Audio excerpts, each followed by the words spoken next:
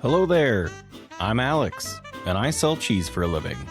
As a cheesemonger and certified cheese professional, I've helped thousands of customers find their favorite cheese. Each week, I'll share what I've learned from behind the counter as we dive into the vast, fascinating world of all things cheese. Today, we're diving into one of the most practical, asked about, and endlessly fascinating parts of cheese knowledge: how to cook with it. Not just throw some shredded cheese onto something and melt it, but more, why do certain cheeses melt beautifully while others can resist the heat? Why some get stringy, others get creamy, and some have a tendency to just turn into a puddle of oil if not cooked properly. We'll break down what makes some cheeses meltable, what makes some cheeses crisp up and brown, how to choose the right cheese for a dish, and how cultures around the world use cheese in iconic foundational recipes. Okay, first, to understand how cheese behaves in the kitchen, you have to look at three major factors. The moisture content. Cheeses with higher moisture melt more smoothly because, well, there's more water between the proteins. Mozzarella, young cheddar, fontina, and Gruyere, these melt because their internal structure loosens under heat. Aged cheeses, like Parmesan, have very little moisture left, so instead of melting fluidly, they get brittle or gritty. The pH level. Cheese melts best when its pH sits roughly between 5 and 5.4. Cheeses outside of that range tend to break, clump, or separate entirely. American cheese and processed meltables sit in that ideal pH window. That's why they melt like a dream. The fat content. Fat is a lubricant. More fat equals a smoother melt. Low-fat or non-fat cheeses tend to get rubbery, or they won't even melt at all. Those three factors, moisture, pH, and fat, will predict the meltability better than anything else. Once you understand them, picking the right cheese for a dish becomes a lot easier. Let's walk through a few major categories of cooking outcomes and the styles of cheese that work best. If you want a long, dramatic cheese pull, think like lasagna or pizza. You want cheeses with elastic proteins and higher moisture. Most of these can be a pasta filata type cheese or stretched curd cheeses. These are going to be mozzarella, Oaxaca, and provolone. These cheeses contain intact casein networks that stretch rather than break when heated. If you're looking for creaminess in your cooking, think sauces, soups, and fondue. They work best with cheeses that melt into a smooth liquid. This is going to be Gruyere, Fontina, Havarti, young cheddar. These cheeses melt evenly because their proteins loosen without breaking apart. They emulsify easily with liquids. For browning, if the goal is crisp edges or a burnished top, think Parmigiano Reggiano, Pecorino Romano, aged cheddars, aged Goudas. Think old, dry, not as moist of cheeses. These cheeses contain less moisture and more protein, which encourages the Maillard reaction, which is the browning that adds flavor and texture. The Maillard reaction is a complex chemical process between amino acids, or the proteins, and sugars. It's triggered by heat, and it creates hundreds of new flavor compounds. It has enticing aromas, and that is what adds brown colors to some cooked foods. And this is distinctly different than caramelization, which is just the sugars browning. Maillard reaction is when the proteins and the sugars get together and create a whole new flavor experience when cooking certain foods at high enough heat. Now, some cheeses won't melt into a sauce, but they will soften up and still hold their shape, which adds a chew and a little bit of density.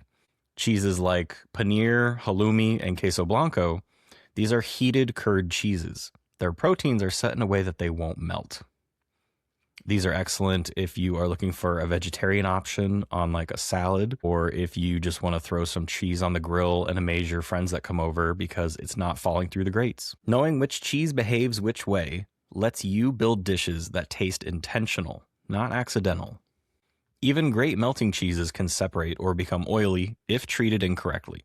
Here are the core rules for proper melting. Rule number 1, grate it finely. The smaller the pieces of cheese, the more even the melt. Larger chunks heat unevenly and can lead to clumping. And again, shred your cheese yourself.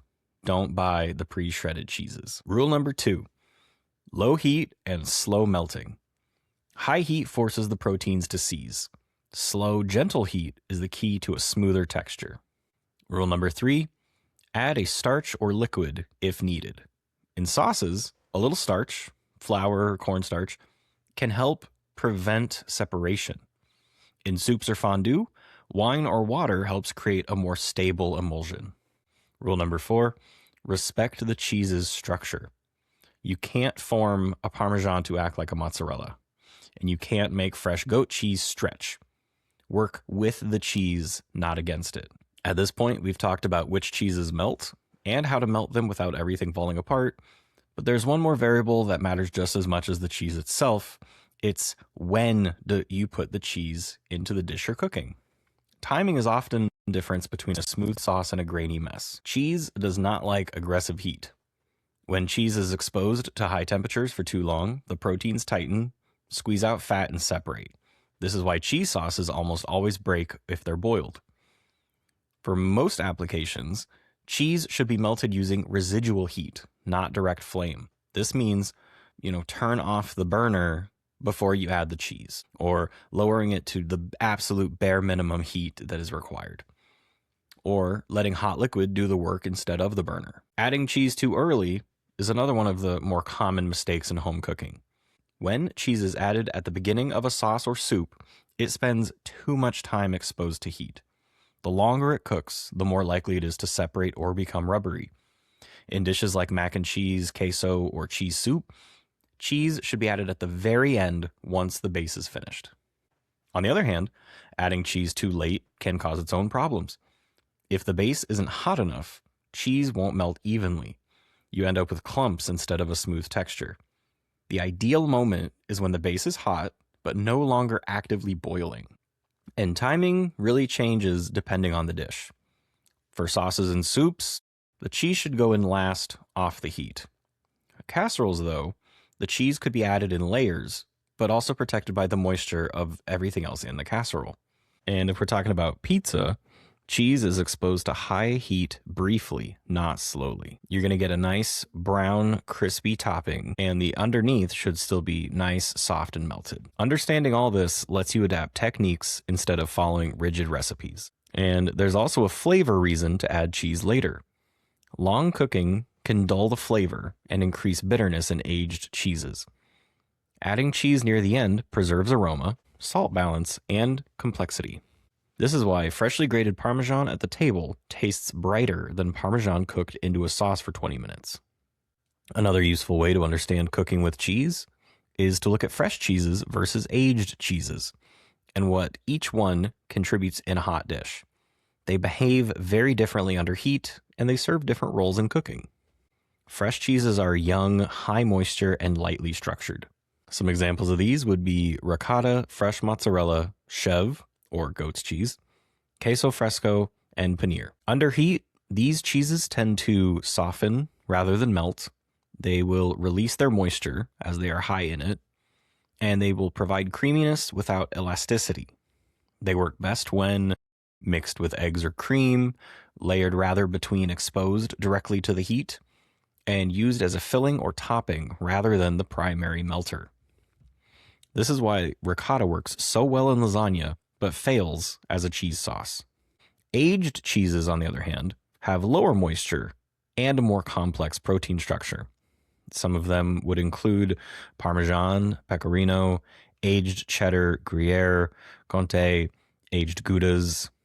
Under heat, aged cheeses melt less smoothly, but they brown way more readily.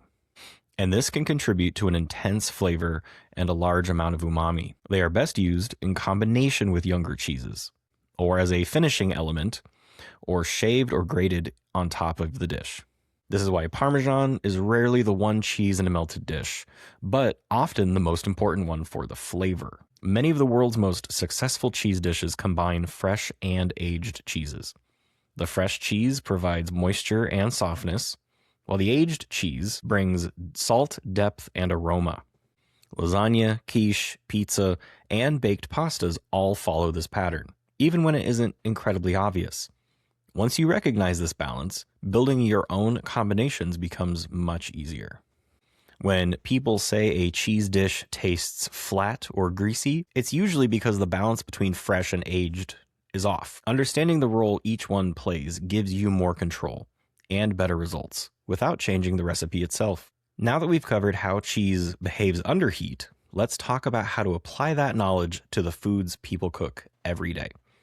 And these are not restaurant dishes, okay? These are the meals people make on weeknights. And the right cheese choice can completely change the outcome. I'm going to go ahead and start off with mac and cheese. Mac and cheese, in my opinion, works best when you combine cheeses that melt smoothly with cheeses that bring the flavor. Aged cheddar alone can cause grainy or oily sauces because its proteins are too tightly bound. You get better results by blending it with a younger, more stable melter. Here are some strong combinations. You would look at something like a cheddar and American, a Gruyere and a Monterey Jack, a Gouda and a Fontina. The first cheese would provide structure and melt, and the second adds depth and sharpness. Mac and cheese for me is one of those dishes where I kind of just throw everything in there, and as long as I have enough younger cheeses to make sure it's creamy, it's probably going to taste great. If I have 5 or 6 scraps of cheese in my fridge and I need to get rid of them before they start getting a little funky, I might make a dish of mac and cheese. And by shredding them all and mixing them all into a sauce at the end, pouring it over the noodles is probably going to be a good time as long as you have a mixture of high and low moisture cheeses. And if we're talking about grilled cheese, another very common staple of cheese cooking, grilled cheese is often treated as a single cheese sandwich, but I think it performs better with a blend. You're going to want one cheese that melts evenly, and then one cheese that adds a flavor or a bite. Some examples could be Havarti and a sharp cheddar, or Fontina and Gruyere. You could even do American and aged cheddar. I will say, with grilled cheeses, American is kind of the king here. It just gives you that very classic stretch you're going to look for, but experiment with it. Try different combinations of cheeses to see what you can get. For me, one of my go-to grilled cheese combinations is going to be a young cheddar, a smoked Gouda, and then depending on what I have on hand, I'll either do an aged cheddar or I will do a Colby Jack for a little bit more meltability. And I might always just throw on a slice of American in the middle just to give it a little bit more stretch. You put all that on a nice thick slice of sourdough bread, and you have my perfect grilled cheese. But with cooking a grilled cheese, using only aged cheeses can again cause uneven melting and oil separation. Using only mild cheese can taste a little flat. Next, we're going to talk about cheese burgers. Cheeseburgers need cheese that melts quickly and evenly over high heat. American cheese, again, remains the most reliable option because it melts before the burger overcooks. Cheddar and Swiss work well here too, but they should be sliced very thin and added early. Blue cheese, though, is better crumbled and applied after cooking rather than melted directly onto the patty. If you're going to be adding cheese to an egg dish or an omelet, egg dishes will cook quickly again, so cheeses that melt fast and gently will work best here. Good options here would include goat cheese, feta, Gruyere, or some kind of a jack. Aged cheeses should be finely grated and used sparingly here if your goal is creaminess, not elasticity. For baked potatoes, they often benefit from cheeses that melt fully and coat the starch. Cheddar is very common, but works better when it's a younger cheddar. Blends again with a Jack or a Colby melt more evenly. You could do blue cheese, feta, or an aged cheese, as that would work better as a finisher rather than a primary melter. For nachos, quesadillas, nachos fail when the cheeses are too dry or too aged. Oaxaca, Chihuahua, Monterey Jack, and young cheddars melt smoother and will stretch without breaking. Cotija and queso fresco are better used as toppings, not so much the melting cheeses, but layering matters. Cheese should protect the chips from drying out under the heat. This is another dish that you could kind of throw a bunch of cheese on there. You might want to throw some Monterey Jack or Chihuahua on it while you melt it in the oven, and then when it comes out, hit it with a splash of cotija, and then even a queso on the side to dip it all in. You can layer your cheeses, because this also goes back to a previous episode where if you are getting a contrast of salt and savory and crunchy and creamy, you're hitting multiple notes that your body is asking for when looking for food. Now, cheese isn't just an ingredient.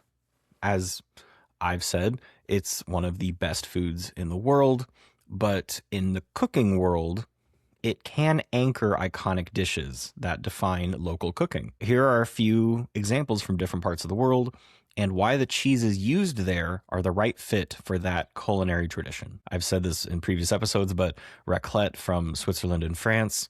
Raclette is built around the semi-firm Alpine cheese of the same name. It's heated until it melts, and then it's scraped over usually potatoes, pickles, or cured meat. Raclette cheese melts smoothly because Alpine cheeses are washed curd styles, and they have excellent heat stability and high moisture. Culturally, this dish reflects high mountain food traditions where dairy preservation through cheese making was essential for winter survival. If we looked at fondue from Switzerland, fondue blends Gruyere and Emmental with wine and garlic to create a communal pot of melted cheese. This cheese melts cleanly and will emulsify when the wine is added due to the full, balanced fat content and ideal pH. Fondue originated as a way to use hardened winter cheese and stale bread, turning preservation foods into a warm shared meal. In the old days, you wouldn't allow yourself to toss old food. You would try your darndest to fashion new ways to use the leftovers or the remaining store of winter goods. Queso fundido from Mexico.